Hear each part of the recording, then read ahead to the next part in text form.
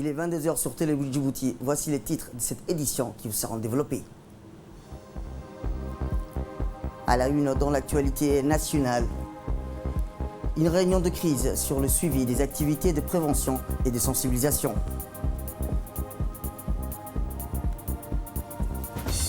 Toujours dans l'actualité nationale, la Banque centrale initie un projet de modernisation du système national de paiement.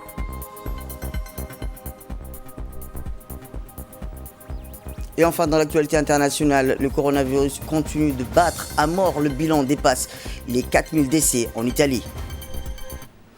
C'était les titres. Merci si vous nous rejoignez. Bonsoir et bonne fête.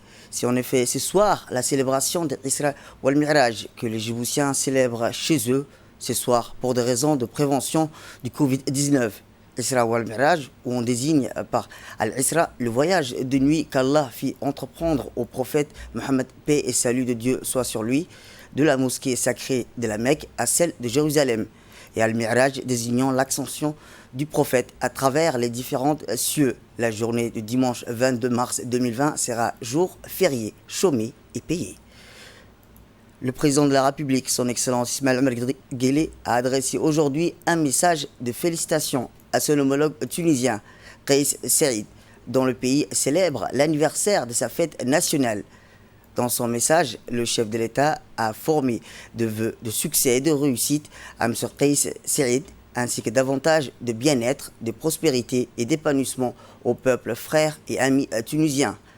Le peuple et le gouvernement se joignent à moi pour manifester à la nation sœur tunisienne leur sympathie et amitié à l'occasion de la célébration de votre fête nationale, a écrit le président de la République, M. Ismaël Omar Guelleh, avant de saluer les nombreux efforts entrepris ce pays en vue de son retour efficient dans le giron de l'essor et du développement durable. Soyez, Monsieur le Président, que vous trouverez toujours auprès de la République de Djibouti tout le concours nécessaire au renforcement des relations d'amitié et de coopération entre nos deux pays et nos deux nations. A par ailleurs noté le chef de l'État qui a réitéré ce vœu de bonne fête à tous les Tunisiens. Retour à Djibouti où le Premier ministre, M. Abdelkader Kamel Mohamed, a présidé ce matin une réunion de crise sur le suivi des activités de prévention et de sensibilisation menées par le gouvernement afin de faire face à l'introduction de la propagation du virus Covid-19. Cette réunion de haut volet s'est déroulée en présence du ministre de la Santé, M. Mohamed Ouarsama Diriye, du ministre de l'Intérieur, Moumin Ahmed Cheikh, du ministre de la Communication, M. Redouane Abdillahi Badon. Notons également la participation du secrétaire général du ministère de la Santé, M. Dr Salah Banoita Tourab, du représentant de l'OMS, M. Ahmed Zouaïtine, et de hauts cadres de deux départements ainsi que des représentants des corps constitués qui ont pris part à cet exercice de mise au point et d'évaluation. À cet effet, les discussions ont porté sur plusieurs thématiques et activités concernant le renforcement des mesures de prévention et la diffusion des messages à l'intention de la population. Le Premier ministre a rappelé l'intensification et l'élargissement des mesures préventives afin de parer à toute éventualité de transmission, notamment à travers la mise en œuvre des activités communautaires, la désinfection des bus et minibus qui débuteront dès aujourd'hui. Il a été également question du renforcement de la capacité d'appel au niveau du numéro vert, le 15-17, pour lequel les nombres de lignes et les personnels d'écoute ont été multipliés.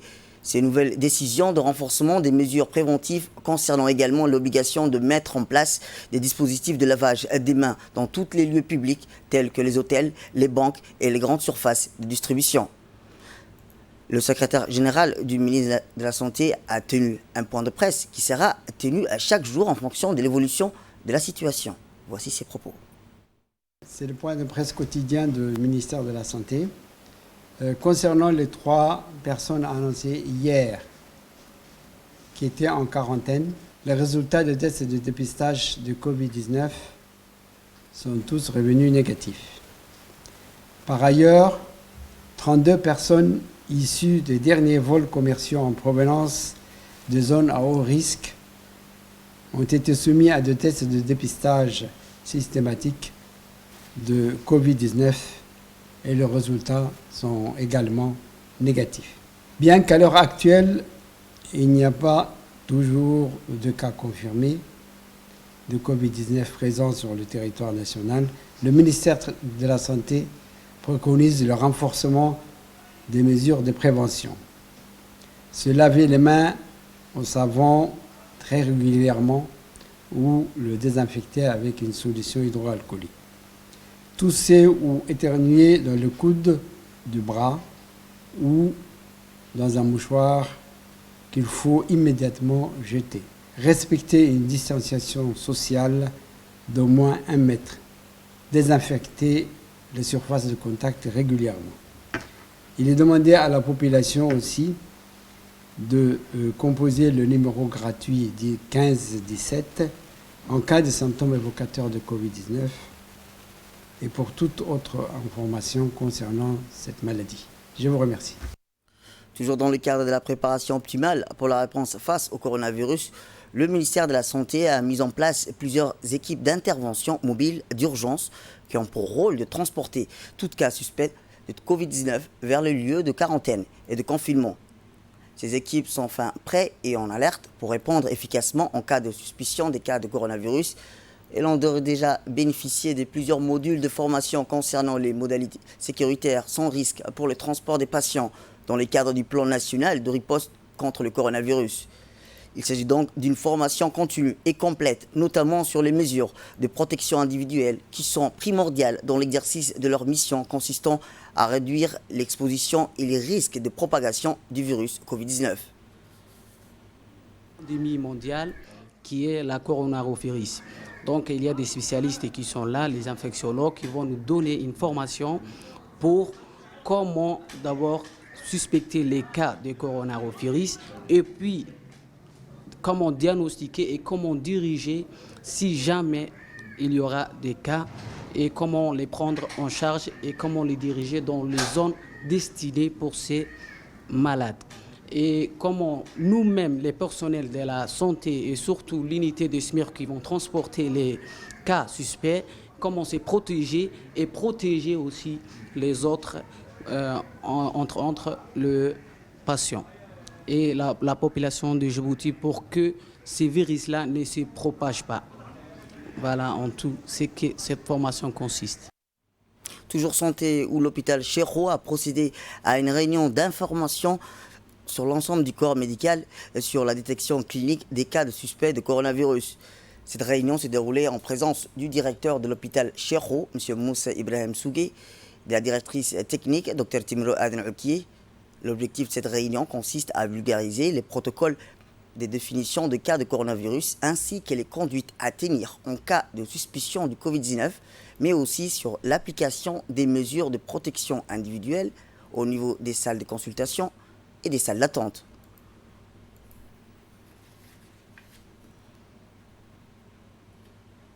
Charge du coronavirus, ou communément appelé le Covid-19. Alors nous avons donc procédé à évaluer les dispositifs de contrôle qui ont été mis en place et nous avons évalué aussi sur le comment de la mise en place d'une riposte éventuelle devant un cas qui se présenterait dans la République de Djibouti. Sans transition, le secrétariat d'État à la jeunesse et au sport informe le public la suspension de toute activité sportive, de jeunesse ou d'événements de masse jusqu'à nouvel ordre.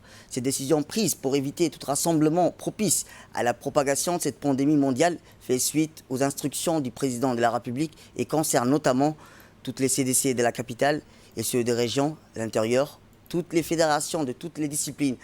Par ailleurs, les déplacements hors et à l'intérieur du territoire national des équipes sont proscrites de leur agenda. Toutes les plateformes sportives privées et publiques de la capitale et des régions de l'intérieur, les complexes sportifs pour les femmes, les complexes sportifs des cités Nassib et toutes les structures de formation sportive telles que le centre sport études et le centre de haut niveau d'Ali Sabié et le complexe sportif de Daï. Tous les aires susceptibles de servir d'espace de jeu, donc de rassemblement. Le secrétariat d'État à la jeunesse et au sport appelle à la population et à la jeunesse djiboutienne en particulier à être plus vigilants et à se conformer aux mesures prises par les autorités sanitaires du pays contre ce virus. Eh bien, suite aux nouvelles directives émanant du ministère de la Santé concernant les mesures de prévention contre le coronavirus, la population djiboutienne est déjà mobilisée et applique ces mesures. Notre équipe de reportage a recueilli pour nous les impressions des uns et des autres, notamment en centre-ville. Ils sont tous dits prêts à appliquer ces différentes mesures qui lui permettront de ne pas contracter le virus Covid-19. Notre équipe a ainsi recueilli les nantissements des citoyens lambda, sachant qu'aucun cas de coronavirus n'a été détecté à ce jour sur le territoire national. Tout à fait autre chose, la Banque centrale a organisé un atelier aujourd'hui dans ses locaux pour lancer officiellement le démarrage des travaux de mise en place du réseau interbancaire en présence des dirigeants des établissements financiers et du Trésor national.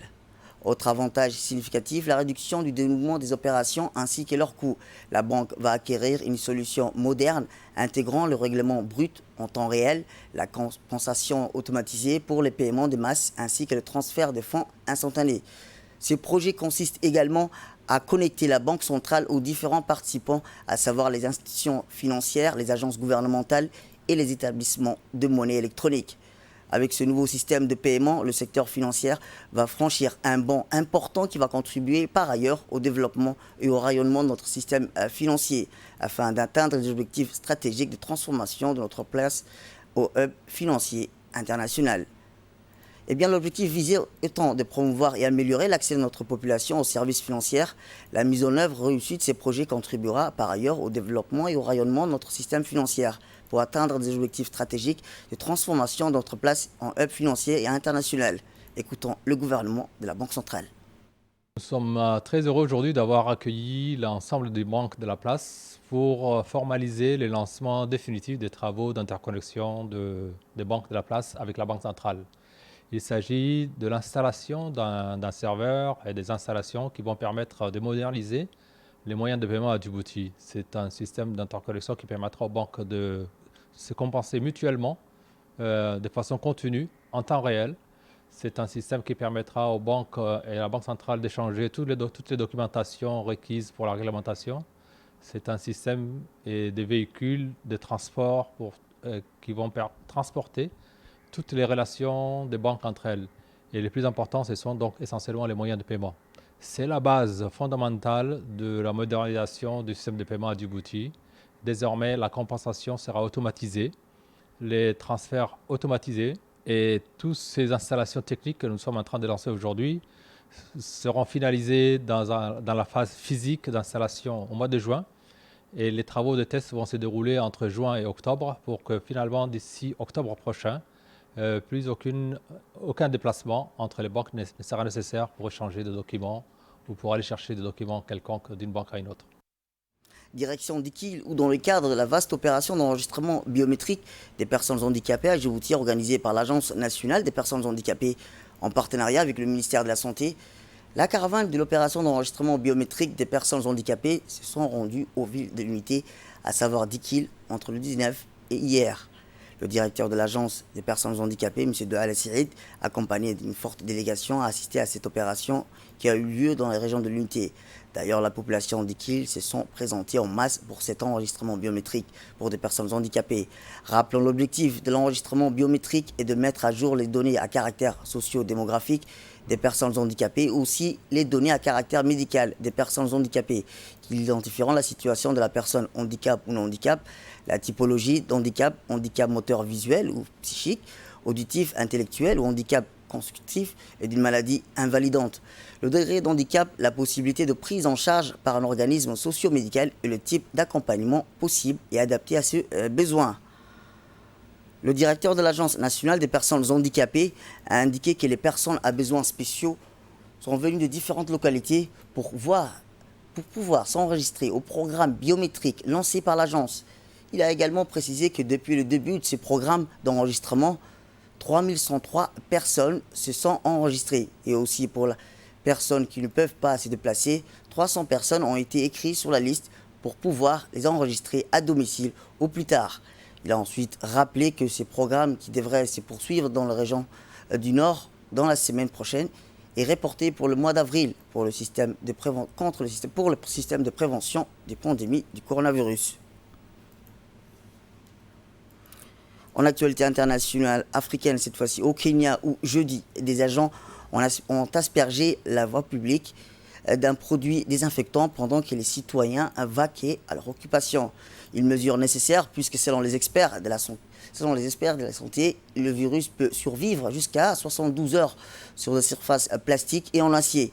Mais une telle durée de survie ne signifie pas nécessairement que le Covid-19 conserve la même capacité de se propager que lors des contacts directs entre personnes. Au Kenya, le secteur de transport a beaucoup souffert de l'émergence du coronavirus. Pris de panique, plusieurs citadins ont limité le déplacement.